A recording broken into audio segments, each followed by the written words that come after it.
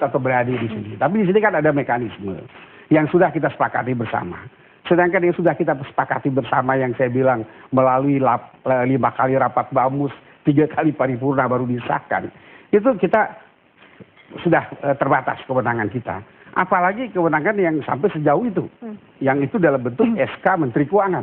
Tentu kita sulit untuk masuk, ya kan? Mbak Ode, sebelumnya dituding menerima fee 6 miliar rupiah dalam penentuan DPID. Anda punya data apa terkait hal itu? Ya, makanya untuk soal ini tentu ini merupakan domainnya penegak hukum.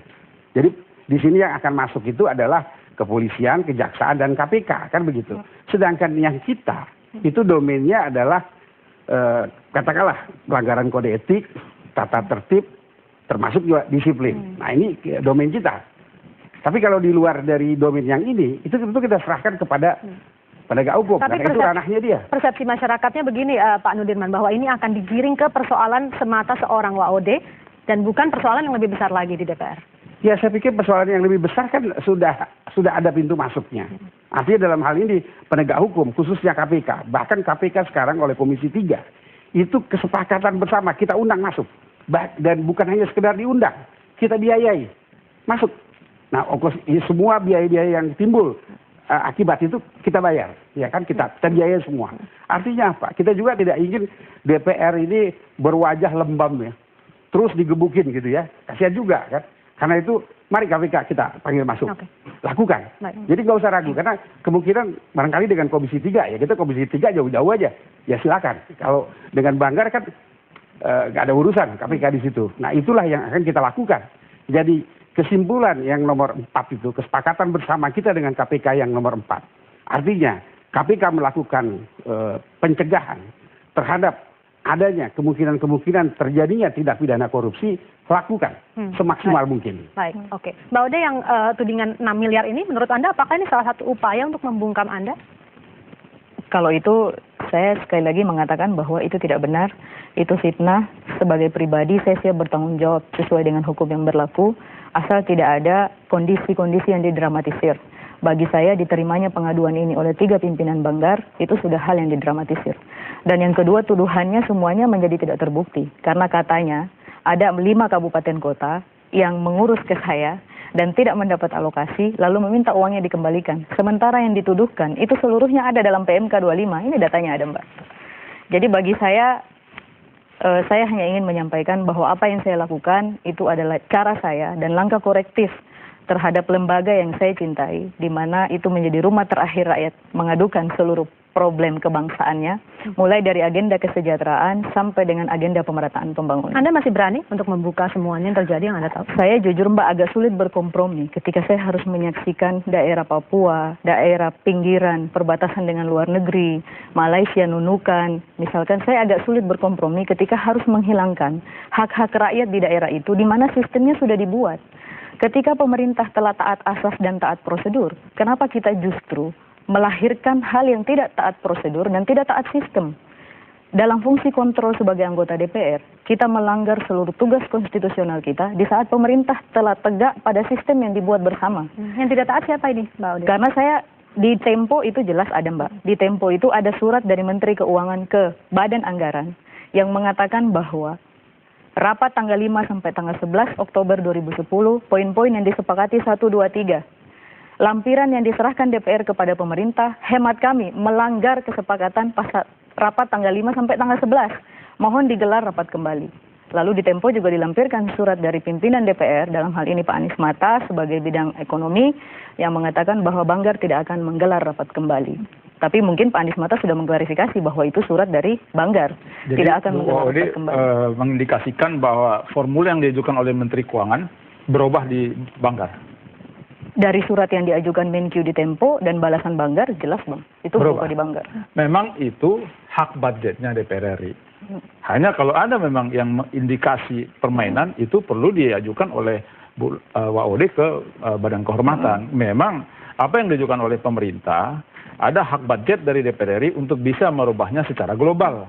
Tetapi kalau untuk teknis, kalau misalnya apa yang diputuskan di Banggar, tetapi operasionalnya beda, itu bisa diajukan oleh Bu WOD ke Badan Kehormatan. Tapi apa yang Anda tahu ini, Anda Tidak adakah ketakutan atau Anda terus berani untuk membongkar semuanya? Kalau saya kan fokus pada DPI ini, Mbak. Saya tidak bermaksud menjudge person-person atau keburukan lembaga yang juga saya ada di dalamnya. Saya hanya fokus pada DPID di mana saya terlibat dalam pembahasannya. Karena agak rumit buat saya untuk berkompromi menghilangkan daerah-daerah di mana dia masih membutuhkan infrastruktur dan masih membutuhkan dalam kerangka kesejahteraan dan pemerataan pembangunan. Karena gini, Mbak, kenapa simulasi itu dibuat oleh pemerintah? Karena asumsinya sederhana. Pemerintah mengetahui bagaimana cara menerapkan posisi, bagaimana daerah mendapatkan DAU dan mendapatkan DAK. Artinya DPID ini kan penyesuaian infrastruktur. Dia menggenapkan seluruh kekurangan yang ada dalam pendapatan DAK dan DAU daerah. Artinya pemerintah yang paling tahu dalam hal ini. Nah, ketika pemerintah telah membuat simulasi, di mana simulasi ini, Bang, itu sudah sesuai dengan sistem yang kita sepakati di rapat panja. Iya. Ini kan tidak asal lahir simulasi ini, Bang. Simulasi ini lahir dari rumus ini gitu loh. Jadi lalu Tapi dalam pelaksananya dirubah. lalu kemudian kalau pelaksanaannya harus seperti ini, Bang. Kan harus ada rumus yang sama seperti ini. Ada perubahan nggak dalam Ada- pelaksanaan? iya, Dilaporkan ada dong ke perubahan. Badan Kehormatan. Ini penyimpangan ini memang sistematis atau memang kasus per kasus atau bagaimana, Mbak? Saya hanya tahu DPID, Mbak. Kalau yang lain. Tapi dalam membongkar apa yang terjadi dalam penyelewengan atau percaloan di DPID ini, Anda mau tidak mau nantinya mungkin akan harus menyebut nama-nama begitu. Sekarang saja Anda sudah dilaporkan ke BK, Anda siap dengan Sebenarnya di Mata Najwa saya sudah menyampaikan bahwa di mana ini berubah. Ini berubah ketika tidak lagi dalam rapat resmi panja. Gitu kan, artinya ini berubah di forum pimpinan Banggar. Kemudian ini oleh pimpinan dilaporkan ke wakil pimpinan. Dalam hal ini yang membidangi ekonomi, Pak Anies Mata. Lalu Pak Anies Mata menindaklanjuti ke pemerintah. Di sini saya hanya bahwa ada kesimpulan dari Mata Najwa yang mengatakan bahwa siapa yang terlibat konspirasi atau siapa penjahatnya. Kalimat itu tidak keluar dari saya. Saya menjawab tiga-tiganya kayaknya karena faktor ini terjadi di tiga-tiga tempat itu. Benarkah bahwa tapi bahwa untuk sebuah daerah yang sebetulnya entah berhak atau tidak untuk mendapatkan DPID yang lebih besar harus membayarkan fee? Kalau saya sebenarnya tidak pernah mendapati langsung, Mbak. Di Mata Najwa itu saya jelas mengatakan bahwa saya tidak pernah menyaksikan atau tahu anggota badan anggaran dalam hal ini yang melakukan praktek-praktek seperti itu. Tapi ketika seluruh stigma publik mengatakan ketahuan mereka tentang praktek pencalonan di DPR, lalu hari ini dengan PMK 25 kita melegitimasi seluruh tuduhan publik itu, maka ini bagi saya sangat disayangkan. Saya memberi contoh Provinsi NAT misalkan, di simulasi jelas angkanya itu kurang lebih 34 miliar lalu berubah menjadi 29 tanpa rumus. Belum lagi saya besar di Merauke, Papua, tapi boleh dicek saya tidak pernah ketemu dengan daerahnya. Mendapatkan alokasi 40,600 juta, 40 miliar 600 juta, lalu nol sama sekali. Dengan politik anggaran seperti apa untuk merasionalkan ini? Nunukan misalkan 40 miliar, Sulawesi Tengah provinsi. Bagi saya, nurani saya berat berkompromi, Mbak. Karena dengan logika politik anggaran apa kita menghilangkan?